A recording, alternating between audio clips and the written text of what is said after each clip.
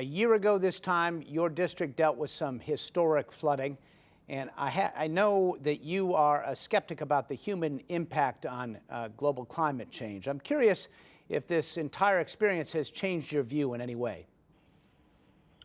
Well, I certainly do not disagree with the fact that climate change happens, but I do think that it's reasonable to question very carefully the science that has used models which have sometimes come under fire for having been sort of fraudulently manipulated in order to produce a result.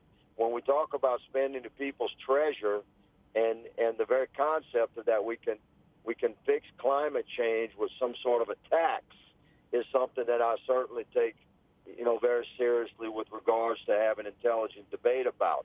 In other words, I will not follow blindly into any endeavor that mandates the harvesting of the people's treasure. Climate change has existed well before human history. So the question is not whether or not our climate changes across the planet, nor is it really a question that the human race does have some sort of impact upon climate change. The question becomes to what degree and at what extent and what sort of time frame and how can we really best address that, and does it call for harvesting of the people's treasure? So Congressman, I guess would you concede then that it's happening and you're living through it? Well, climate change has always happened. That's my argument. It says well before, we had four-wheel drive trucks and boats and Suburbans rolling around, or, large industrial plants and whatnot. Climate change has happened since before recorded history. Wouldn't it be worth spending a little bit of treasure on fixing our infrastructure to harden ourselves against this kind of storm? For that, I'm all for the wise investment of the people's treasure to harden our infrastructure and to correct things like drainage. Right now, brother, we are experiencing some flooding that is going to be catastrophic to many Americans, and let us recognize that flooding does not care if we're Republicans or Democrats or what color or creed or ethnicity we are, where we're on a social strata or how much money we make.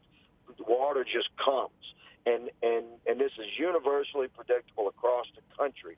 Flooding has happened everywhere, and here in the southern portions of the United States, especially the districts that I represent, the maintenance of dredging projects has been neglected for decades. And so some of the flooding that we'll experience right now will be due to improper maintenance of water control projects that were established in some cases, 100 years ago, man-made projects that must be maintained.